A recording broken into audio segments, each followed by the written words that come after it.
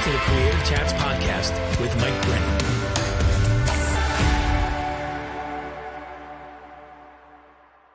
Welcome, friends, to another episode of Creative Chats. It's the podcast for artists, makers, and content creators where we talk about creativity, the creative process, and story. I'm your host, Mike Brennan. You can connect with me on my website, which is mikebrennan.me. And while you're over there, check out the resources that I've created with you just in mind as a fellow creative.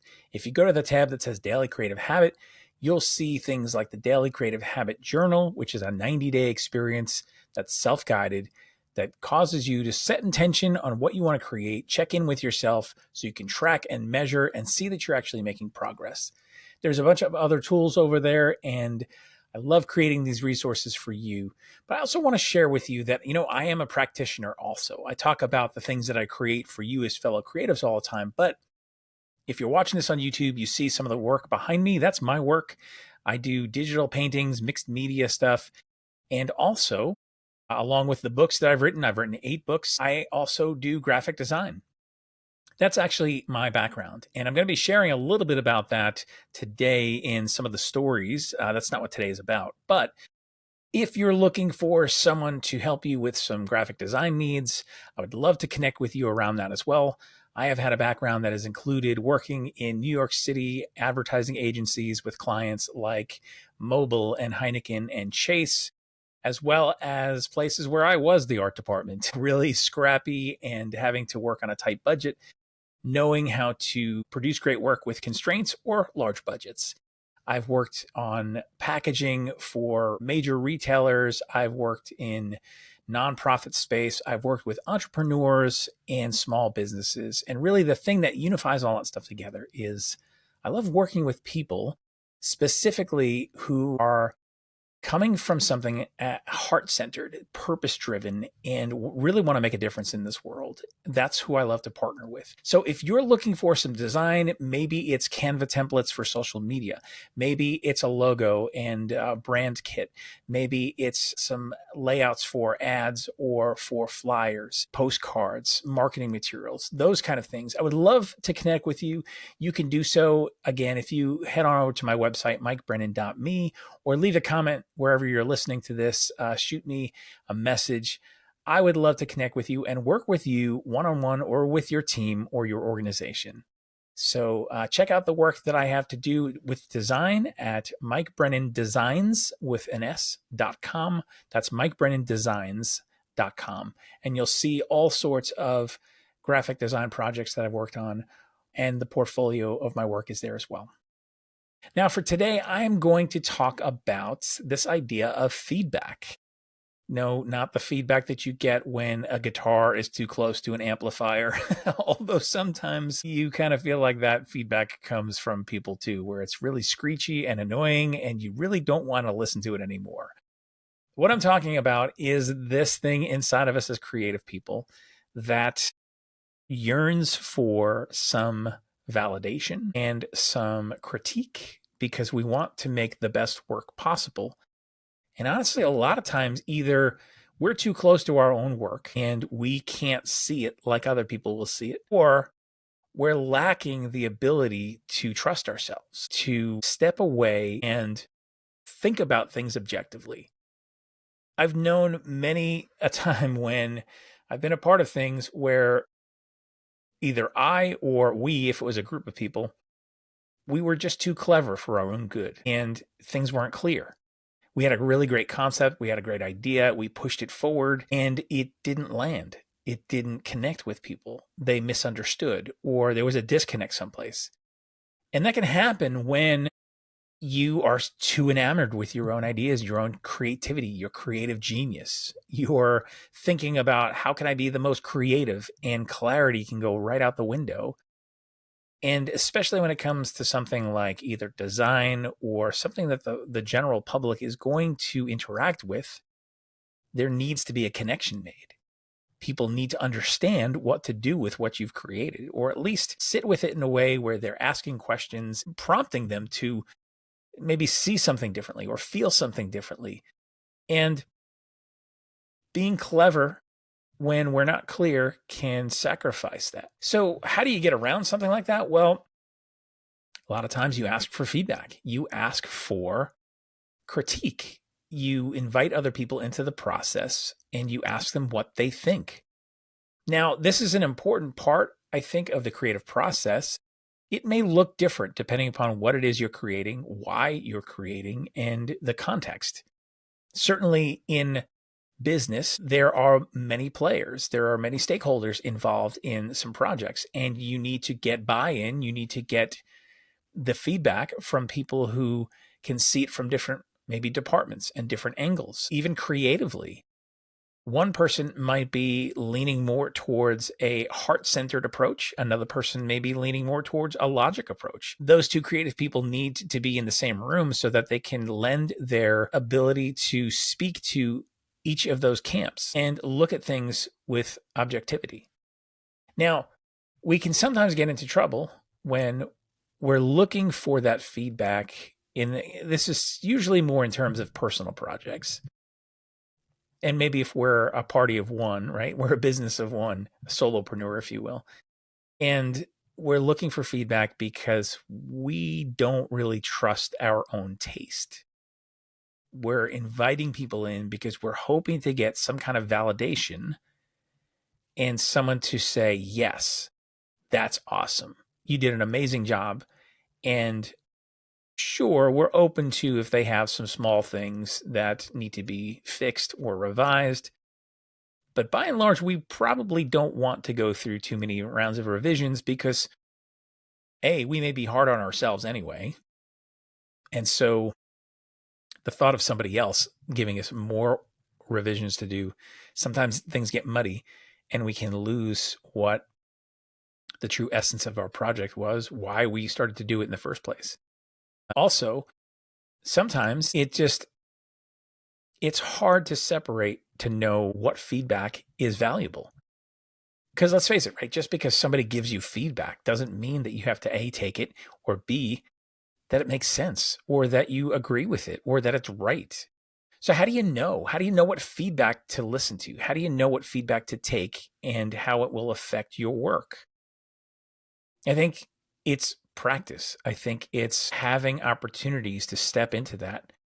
I think it's being aware of who you're asking, what their credentials are, what their experience is. Do you trust them as a creative person? Have they done things that warrant them to be able to speak into what it is that you're doing? I mean, these are important things to think about because we can't simply just lay something out and ask for general feedback because we might get feedback that is really off the wall or really just misses the mark.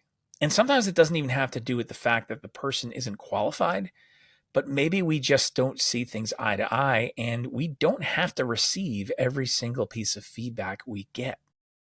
Now, this came up in some conversations I had over this past week, and I thought it was really interesting because lately themes have been arising as I've been meeting and talking with fellow creative people. And I was sharing about how art school really did help with, kind of toughening up your skin, right? Giving you a thick skin in terms of receiving feedback because a large part of art school is creating the project that you're given and then bringing something in and then putting it up on the wall and then everyone stepping back, the whole class. And then typically what would happen is everyone takes a turn and says something, gives some kind of feedback, the critique of your work.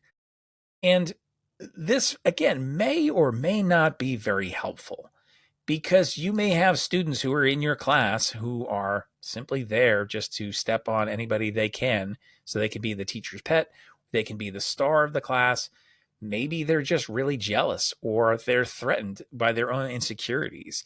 And you're giving them a public forum all of a sudden to comment on somebody else's work in the class. You can just imagine how sometimes that doesn't quite go very well.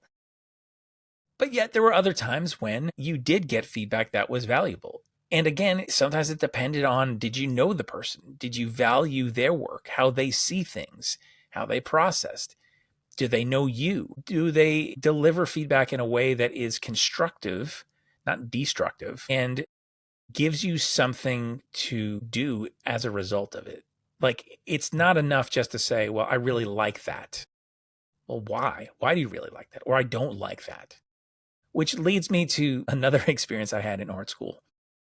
Now, one of my professors, and I'm not going to mention the school or the name, but let's just say in the art schools that I went to, the professors were working professionals. And so these were designers, art directors, creative people who were in the field working on real world projects. And so they were able to bring that sensibility into the classroom, which was tremendous because then you're not just working on hypothetical fictional projects really. You're at least trying to solve a problem that you would encounter when you actually get a job or when someone goes to hire you for real. So this particular class was a portfolio class of mine, meaning this was in my senior year, and we were working on things very hard to make sure that we had quality for our portfolios so that when we graduated, we can show, hey, here's what I'm capable of. Here's what my conceptual thinking skills are. Here's what my execution skills are, all those kind of things. So this particular day, I think it was early on in my senior year, and we had some projects to do as normal. And so I went and did this project and brought it in for the deadline that we all had. And again, put the work up on the wall and you'll have some kind of feedback. And it wasn't just this time the fellow students who were giving feedback. And a lot of times this wasn't the case anyway. It wasn't just them, it was also the professor. But I remember distinctly the feedback round came to the professor and he looked at my work and he said simply, "You're using black. I don't like that. Don't use black. Now do the project over, and also here's next week's assignment." And I remember standing there kind of dumbfounded going like, "You don't like black? What does that even mean? Like that's a personal preference. That's not like good critique. I don't know what to do with that. So what, just stay away from black? Like that doesn't make any sense whatsoever." And even as I tried to think, okay, well, maybe he meant something on a different level, or maybe there's something I'm missing. At the end of the day, I'll be honest with you, he was just wrong. He was wrong for giving that kind of feedback. And honestly, he may have just been high. There is that. So he had been known to come into the classroom and hang up his jacket or his cardigan sweater on a fictional hook that was on the wall. So it would just kind of go against the wall and then slide to the floor. So again, we take the advice and the critique and the feedback we get from who we get it in the context with a grain of salt and with our own eyes wide open. So in this case, again, that feedback really wasn't helpful. And I did my best to try to redo this project and not use black, not knowing why, just so that I could simply get the passing grade and kind of move on so that wasn't a sticking point. Now, thankfully, I didn't have an issue the rest of the semester with this professor or any other projects where that was the case. So I don't know. Maybe it was a fluke thing. Maybe he just had a bad experience himself somewhere, or somebody gave him bad feedback and he was passing it along. I don't really know. And honestly, it's been so many years since that happened, but you can see that that still is lodged in my brain. And I'm talking about it right now on this podcast. So feedback has a way, critique has a way of doing that, of exposing something in us, of getting lodged, especially when it's something that is speaking down to negatively or is not constructive. It can be hard because if we're really looking for feedback, not necessarily to make the work the best it can be, but we're looking for an ego stroke, we're looking for some kind of validation that I'm good enough, that my work is good enough. We are on a slippery slope because, quite honestly, and I can say this from experience because I've been there, I've been in those positions and I know what it's like to want that kind of feedback. I also know what it's like to be completely honest and say, I want this work to be the best it can be. And if that means that you're telling me some difficult things, I want to know those difficult things so I don't make the same mistakes over and over again, or so that I can fix this thing that maybe I'm blind to and make this the best creative project that I can make it. And that means a lot of times stepping away from the need for validation. And so that's a bigger thing that it can expose within us if we're people pleasers. if we're constantly looking for external validation, this is going to be something that is difficult for us. Feedback is always going to feel either scary, unwelcome, give us anxiety, unless we really come to terms with this and also practice our own self-validation to know that what it is that I do is good enough. And yeah, sure, there's always room for improvement, but we're not throwing ourselves under the bus before somebody else does. I've known way too many creatives who've done that. I'm going to disqualify myself before I give anyone else a chance to disqualify me. And it's tragic because it's not like a pass-fail experience. Again, we show up, we do the best we can, we learn, we grow, we receive the constructive feedback, but also we have to validate ourselves and do enough work where you start to trust yourself. Trust your own instincts, trust your taste in things. And I think that's huge because especially early on when you're just starting, you don't have that. You're looking for that. You're looking for someone to help you. You're looking for someone to tell you what to do. You're looking for as much outside stimuli and inspiration as possible because you're learning, you're figuring out what do I like and what speaks to me and what skills come naturally and what do I have to really push at and how do I make all this stuff work like it's ingredients in something I'm cooking. How do I put all this together so that it becomes something amazing? That takes time. It takes work. It takes effort. It takes failing.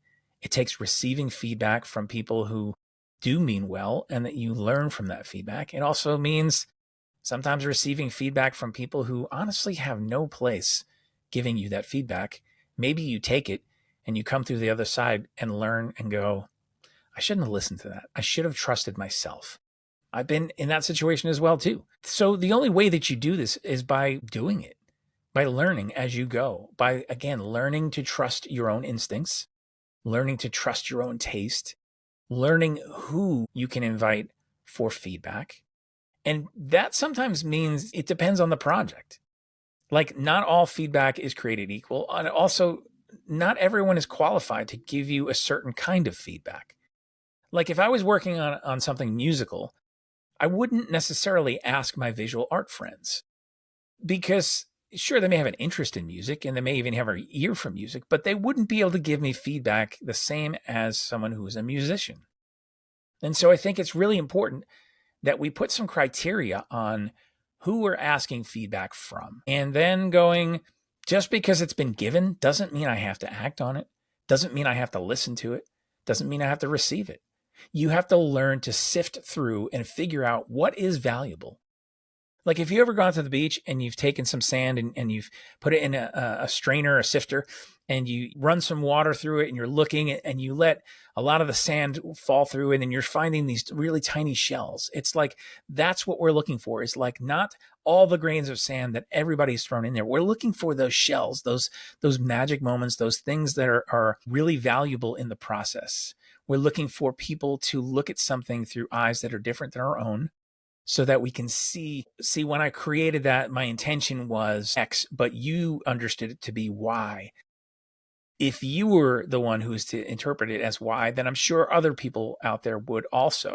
It's helpful to know that because you might end up saying something that you're not intending to say simply because you have a bias or because you have a blind spot. Receiving feedback in that place is so valuable. But if someone comes to you and says, I don't like the color black, again, what do you do with that? Well, I'm glad. I guess I won't be seeing any of the color black in your house or in your work around anything that has to do with you. Good luck and Godspeed. I don't know what to tell you. Again, learn what is valuable, hang on to that, let the rest go. And try not to let someone's feedback get lodged inside of you and stuck where their words become the critic, the inner critic, right? Where they become the place where you go to when it's quiet and you're doubting yourself and you're trying something new maybe, or you're just feeling bad about yourself, about your work, and that voice pops up. Try your best to let it go, to not have that be one of the voices that comes to you. Because again, maybe they're not even qualified. Maybe they have no right to be able to say the things that they're saying. Maybe they're jealous. Maybe they don't want to see you succeed. Maybe they're just wrong. But it's knowing yourself enough and figuring out, I'm the one who still calls the shots here. I'm still the one who has to make a final decision. I can take people's advice and consider it, but I don't necessarily have to act on everyone's opinion. I've been in situations too where there's been critiques where you have people who are disagreeing with each other within the critique over your work. And then you're like, well, who do I listen to? Do I listen to that person or that person? They're at odds with each other. Again, you take it, you weigh it, and you take it under advisement and say, at the end of the day, I'm going to do what seems best and most intuitive for me. I'm the creator. I'm the one who has to put this work out into the world and have my fingerprints on it and my name attached to it. So at the end of the day, the responsibility is yours. Don't go the opposite direction where you don't invite anyone into the work that you're doing or ask for feedback ever, because you will be limited. You will be handicapped in some things and you won't even realize it. And if you truly want to be the best creative person that you can be, we need that part of creativity, the creation process, just like we need rounds of revisions. Now, we're not creating and revising at the same time, right? Like we talk a lot about that in terms of writing. My author friends, we say, you don't start writing things and then constantly revise as you're writing, because you'll never get anywhere. You'll have the same sort of 2-3 paragraphs for days, weeks, months, because you're not moving forward. You're not letting the creation process do its thing and then revisiting it when you go, okay, now it's time to edit and revise. Those are two separate parts of a process. The same thing with feedback. Feedback is a different part of the process. Don't try to throw it into a part of the process where it doesn't belong. But it is important to get some other people's views and opinions on some things. And again, you don't have to take it. That's the thing. You call the shots. Be comfortable enough with yourself. Learn to trust yourself, your intuition. You're the one who is the creator.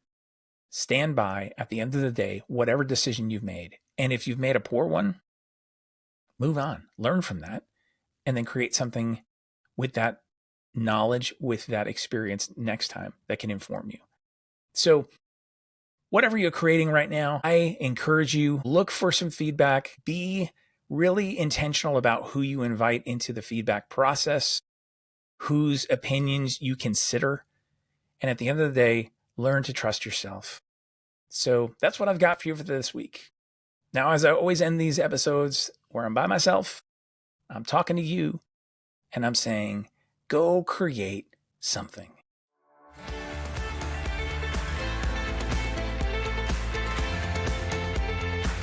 Thanks for listening today. I'd appreciate it if you would subscribe, leave a rating and a review. It really helps this podcast be seen and heard by others.